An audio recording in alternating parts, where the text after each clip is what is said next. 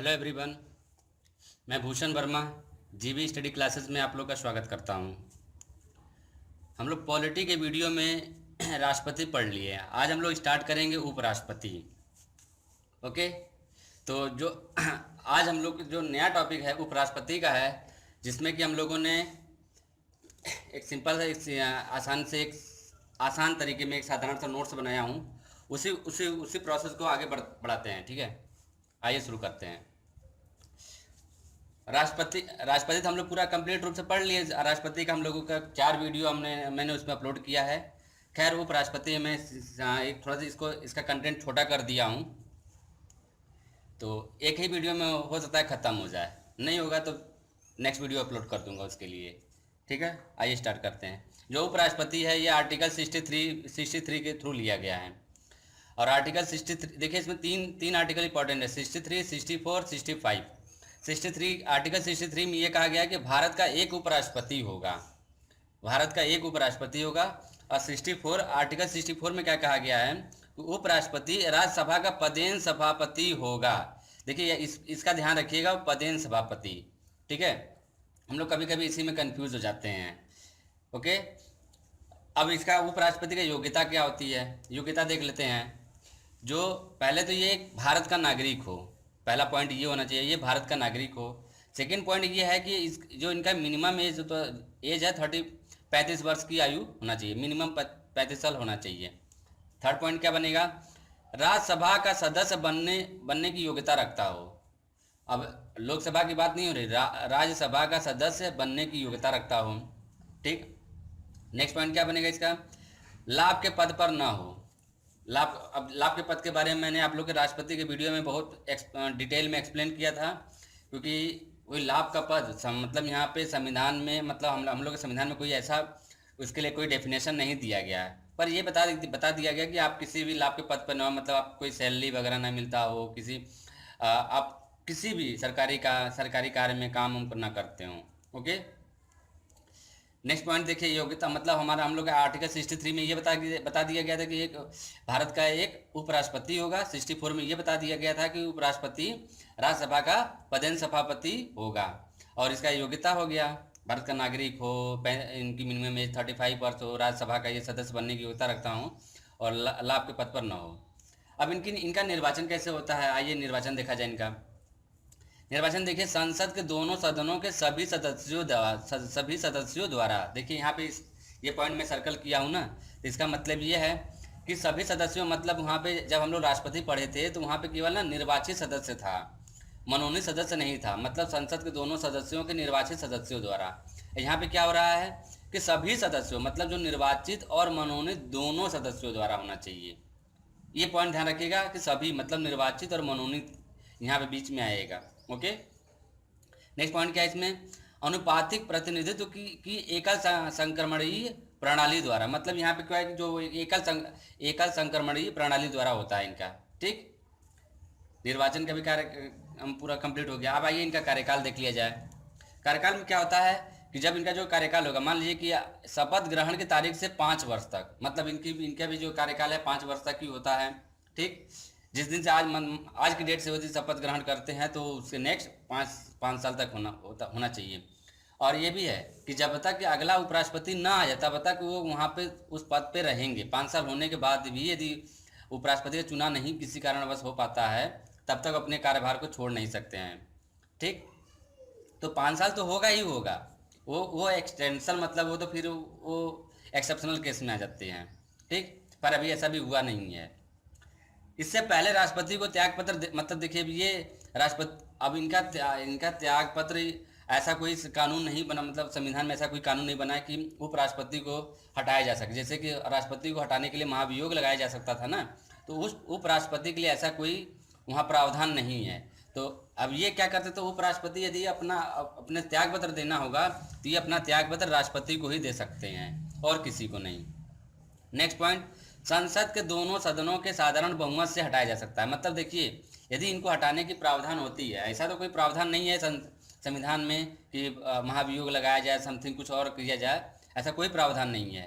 पर अब इनको साधारण बहुमत से, मतलब कि आपसी बहुमत से इनको हटाया जा सकता है। ओके, प्रस्तुत यहाँ पे नेक्स्ट पॉइंट क्या है इसका कि प्रस्तुत प्रस्ताव का प्रारंभ राज्यसभा में होना अनिवार्य है। ये बहुत इंपॉर्टेंट पॉइंट बनता है कि जो प्रस्तुत प्रस्ताव का प्रारंभ है ये राज्यसभा में होना अनिवार्य है। ओके, इनकी कार्य शक्तियां देख लेते हैं पहले। अब कार्य शक्तियां इनकी क्या क्या है देखिए। जो कार्य शक्तियां हैं कि ये राज्य का संचालन कर सकते हैं, राज्य का संचालन। ओके, राष्ट्रपति की अनुपस्थिति में उनके स्थान पर कार्य करना। मान लीजिए कि ना कि ये राष्ट्रपति अनुपस्थित है या बीमार है या समथिंग कोई किसी कारणवश अनुपस्थित है तो उनके स्थान पर कार्य करेंगे। ये आर्टिकल 65 के थ्रू आता है ये। पर ये जब राष्ट्रपति की अनुपस्थिति में कार्य करते हैं, उनकी जगह कार्य करते हैं ना, तो जो राष्ट्रपति को उस टाइम सैलरी मिलती रहेगी, जो भत्ता राष्ट्रपति को मिलेगा वही ये उपराष्ट्रपति को मिलेगा उस टाइम। ठीक है, पर यदि यही चीज़ यदि यहाँ पे राज्य के लिए ये जाते हैं राज्य के लिए, तो वहाँ पे राज्यपाल के यदि काम करते हैं ना तो वहाँ पे ये केस नहीं बनेगा।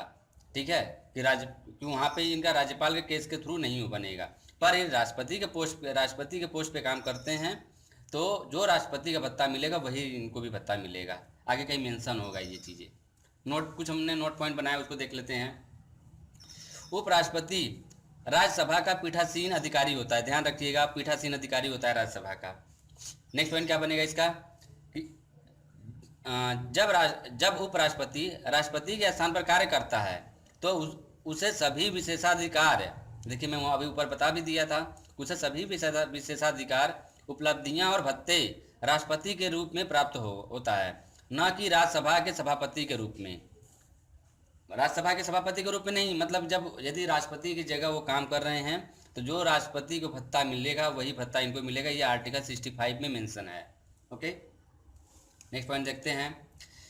यदि उपराष्ट्रपति भी अनुपस्थित हों तो उच्चतम न्यायालय का मुख्य न्यायाधीश और वह भी अनुपस्थित हो तो वरिष्ठ न्यायाधीश राष्ट्रपति के स्थान पर कार्य करेगा। ये तो हम लोग पढ़ चुके थे, तो यहाँ भी वही कॉन्सेप्ट है कि मान लीजिए राष्ट्रपति अनुपस्थित है तो उपराष्ट्रपति, यदि उपराष्ट्रपति अनुपस्थित है तो उच्चतम न्यायालय के मुख्य न्यायाधीश, यदि मुख्य न्यायाधीश भी अनुपस्थित हैं तो कोई वरिष्ठ न्यायाधीश राष्ट्रपति के स्थान पर कार्य कर सकता है, क्योंकि वो पोस्ट खाली नहीं होना चाहिए।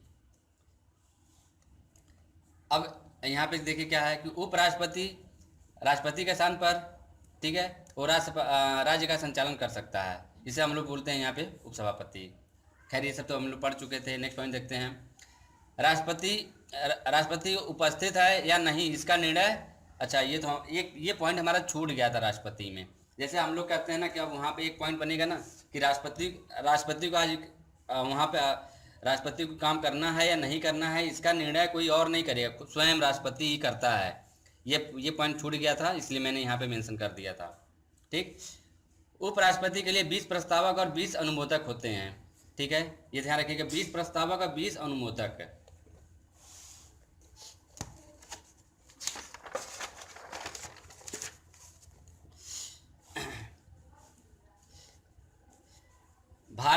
भारत का राष्ट्रपति जब कभी त्याग पत्र देता है, जब भारत का राष्ट्रपति त्याग पत्र देगा तो उपराष्ट्रपति को देता है, तो उपराष्ट्रपति इसकी सूचना कहाँ देता है, लोकसभा को देता है। ठीक है, तो ये ध्यान रखिएगा। ये हम लोग हमेशा गलती करते हैं। ये तो सबको पता है कि भारत का राष्ट्रपति अपना त्याग पत्र उपराष्ट्रपति को देगा, पर वो उपराष्ट्रपति वो सूचना किसको देगा, तो लोकसभा का अध्यक्ष जिसे अब जो भी हो तो जाकर लोकसभा के अध्यक्ष को वो बता देंगे कि नहीं आज उपराष्ट्रपति ने अपना त्याग पत्र दे दिया है। ठीक, उपराष्ट्रपति जो है ना दिल्ली विश्वविद्यालय के कुलपति भी होते हैं ये ठीक। नेक्स्ट पॉइंट देखते हैं। राष्ट्रपति की सैलरी हम लोगों को पता था कि 1,50,000, वही उपराष्ट्रपति की सैलरी 1,25,000 होती है। ये वेतन के बारे में बताया गया था इसमें। ठीक, नेक्स्ट है कि अच्छा हम लोग अभी ये भी पढ़े थे कि जैसे कि निर्विरोध कितने उपराष्ट्रपति चुने गए हैं, निर्विरोध है, तो ध्यान रखिएगा इसमें डॉक्टर राधाकृष्णन। ठीक, अभी आगे पूरा लिस्ट लेके आऊँगा, इसी के बारे में बताऊँगा कौन कौन हमारे कितने उपराष्ट्रपति हुए हैं। तो doctor Radhakrishnan, M Hidayatullah and doctor Shankar Dayal Sharma, ये 3 हमारे जो ऐसे उपराष्ट्रपति जो निर्विरोध चुने गए थे। और राष्ट्रपति के केस में यदि निर्विरोध की बात होती है तो आप लोगों को पता ही है कि नीलम संजीव रेड्डी निर्विरोध चुने गए थे। उपराष्ट्रपति या राष्ट्रपति के संबंधित कोई समस्या होता है तो इसको कौन देखता है, सुप्रीम कोर्ट देखता है। ये मैं उसमें भी बता रखा था, आज बता दिया। उस टाइम राष्ट्रपति के बारे में बताया था और राष्ट्रपति के बारे में, आज उपराष्ट्रपति के बारे में बता रहा हूँ। तो अब दोनों क्या हो गया, उपराष्ट्रपति हो या राष्ट्रपति के संबंधित कोई भी समस्या होगा तो इसका निवारण कौन करेगा, उपराष्ट्रपति देखे, सॉरी सुप्रीम कोर्ट देखेगा।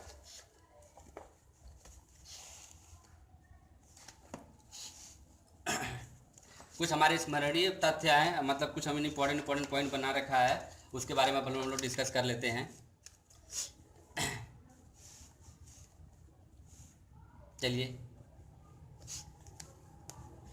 जैसे देखिए हमारा कुछ इंपॉर्टेंट पॉइंट में हमने ये लिखा था कि उपराष्ट्रपति का चुनाव संसद के दोनों सदनों के सभी सदस्यों जो निर्वाचित और मनोनीत, ये मैं अभी स्टार्टिंग बता रखा था कि निर्वाचित और मनोनीत से मिलकर बने निर्वाचक गण द्वारा किया जाता है। तो ये पॉइंट आप लोग को याद रखना है, निर्वाचित और मनोनीत।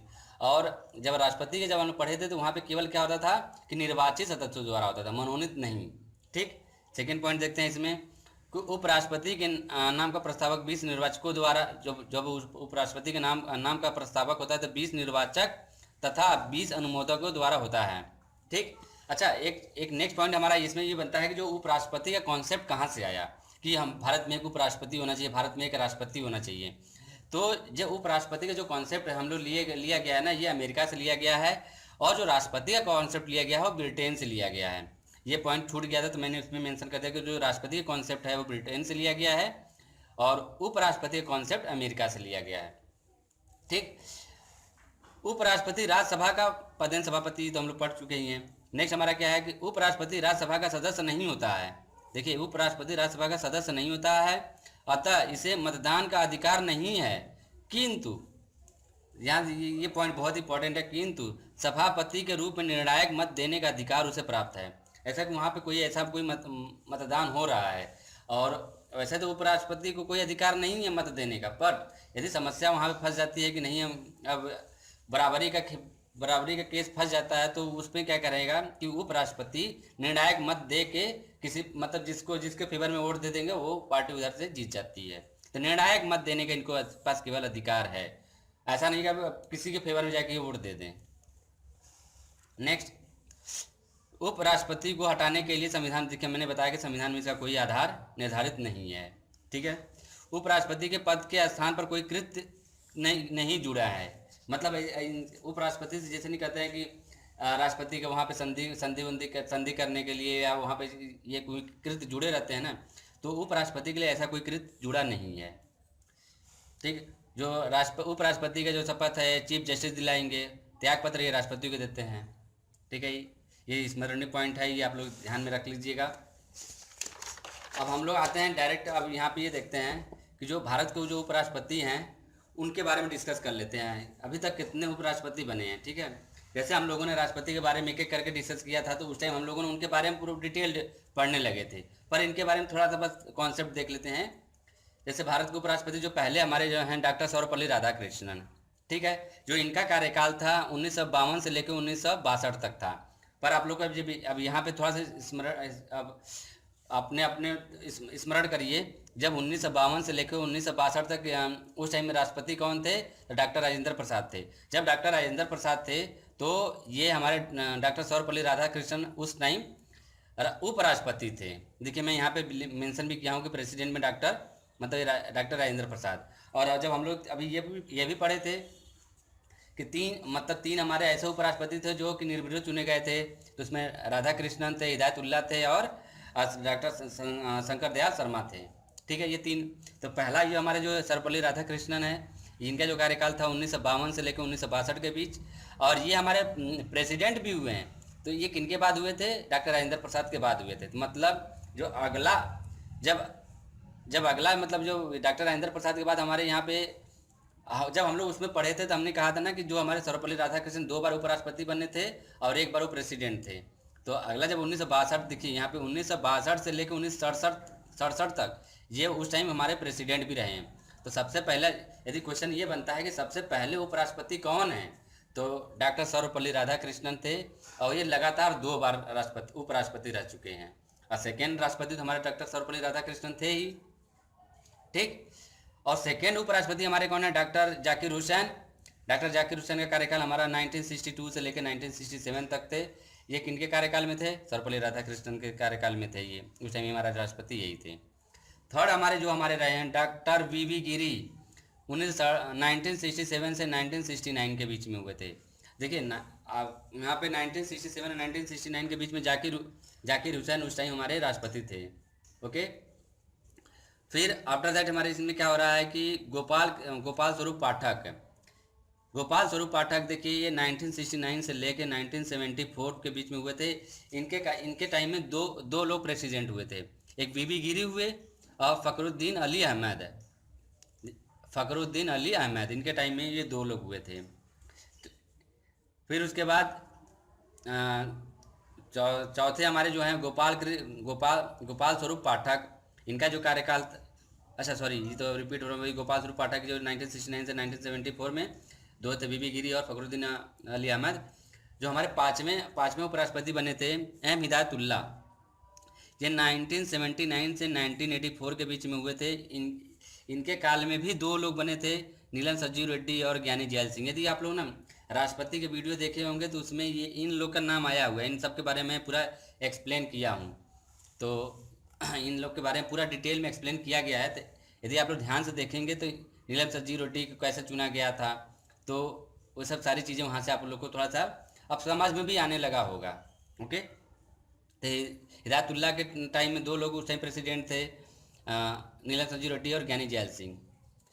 अब अगला एक छूट गया क्या हम लोग का इसमें, बीडी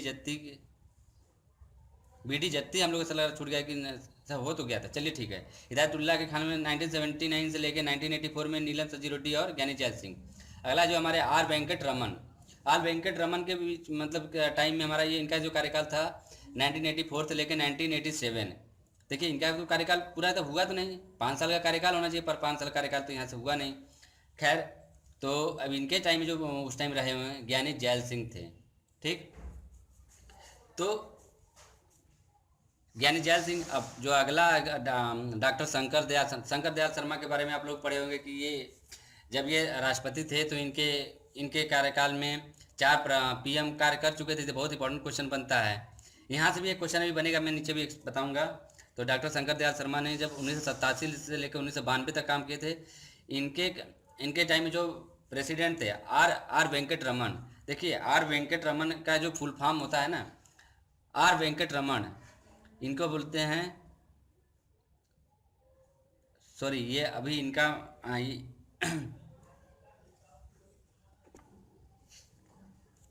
यहाँ पे हम लोगों ने किसके बारे में देख रहे थे कि शंकर दयाल शर्मा के टाइम में यहाँ पे 1987 से लेकर 1992 के बीच में आर वेंकट रमन, मतलब ये रामास्वामी वेंकट रमन के बारे में ये उनका कार्यकाल था। और ये राष्ट्रपति उस टाइम आर वेंकट रमन थे शंकर दयाल शर्मा के टाइम में। जो नेक्स्ट अगले हमारे उपराष्ट्रपति थे के आर नारायण थोड़ा बहुत इंपॉर्टेंट है, ये भी मैं इनको बता रहा हूँ कि बस हम मैक्सिमम लोग के आर नारायण के नाम से जानते थे। जो इनका फुल फॉर्म यहाँ पे हो रहा है कोच्चेरील रामन नारायण। ये केरल के रहने वाले थे, ये ध्यान रखिएगा, कोच्चेरील रामन नारायण। इनका जो कार्यकाल था 1992 से लेकर 1997 के बीच था। ठीक, जो अगले हमारे डॉक्टर उपराष्ट्रपति थे डॉक्टर कृष्णकांत, इनका कार्यकाल 1997 से लेकर 2000 तक था। इनके टाइम में दो राष्ट्रपति कार्य किए थे, एक के आर नारायण और APJ Abdul Kalam. Okay, next हमारे अगले पॉइंट में था हमारे भैरव सिंह शेखावत। इनका जो कार्यकाल था 2002 से लेकर 2007 तक। इनके टाइम में एक ही तो हमारे यहाँ पे थे APJ अब्दुल कलाम। और अगले हमारे यहाँ मोहम्मद हमीद अंसारी, इनका कार्यकाल देखिए, इनका कार्यकाल यदि ये क्वेश्चन पूछ लिया जाए कि दो लगातार ऐसे उपराष्ट्रपति का नाम बताइए जो कि मतलब 2 बार लगातार चुने गए थे, तो आपको डॉक्टर सर्वपल्ली राधाकृष्णन हो जाएंगे, दूसरा आपको हो जाएगा मोहम्मद हमीद अंसारी, क्योंकि इनका भी कार्यकाल 2007 से लेकर 2017 के बीच था। और इनसे एक इम्पॉर्टेंट क्वेश्चन और बनता है यहाँ पे, देखिए कि ऐसे उपराष्ट्रपति के नाम बताइए जो कि 3 राष्ट्रपति के साथ काम किए हैं। तो ये ऐसे उपराष्ट्रपति हैं जैसे कि प्रतिभा देवी सिंह पाटिल, प्रणब मुखर्जी, रामनाथ कोविंद। ये ऐसे उपराष्ट्रपति हैं इनके कार्यकाल में 3 राष्ट्रपति काम कर चुके हैं। ठीक, नेक्स्ट हमारे बनते हैं श्री एम वेंकैया नायडू, जो अभी अभी हमारे वो अब तक उपराष्ट्रपति हैं 2017 से लेके अब तक। सॉरी, ये श्री एम वेंकैया नायडू 2017 से लेके अब तक। तो ये हमारा देखिए उपराष्ट्रपति के जितने इम्पोर्टेंट पॉइंट थे मैंने सारा लेके आया था। और अभी ऐसे ऐसे आप लोग को लगता है कि कुछ हमको मतलब नहीं समझ में आ रहा है तो आप लोग कमेंट करके बता सकते हैं, मैं उसको डाउट क्लास में उसको आपकी प्रॉब्लम को सॉल्व कर सकता हूँ। और ऐसा तो अभी ऐसा कोई पॉइंट तो हमने ढूंढा, जो पॉइंट हमने ढूंढा और लेके आया तो हमने तो मेंशन कर दिया, पर हमारे हिसाब से ना उपराष्ट्रपति के लिए ये जितने सारे पॉइंट हैं इससे बाहर तो नहीं आना चाहिए। और ये सारे इंपॉर्टेंट पॉइंट है, अब इससे बाहर तो क्या बनाएंगे। ठीक, तो उपराष्ट्रपति से रिलेटेड ये पूरा टॉपिक कंप्लीट है। अगला जो हमारा अगला टॉपिक आएगा मंत्रिमंडल से रिलेटेड रहेगा वो। तो एक वो वीडियो के बारे में मतलब वो तो हमारा नेक्स्ट वीडियो रहेगा। ये वीडियो आप लोग को समझ में आ रहा है, नहीं समझ में आया तो आप लोग कमेंट करके आप उसके बारे में आप लोग बता सकते हैं। ओके, धन्यवाद, थैंक यू।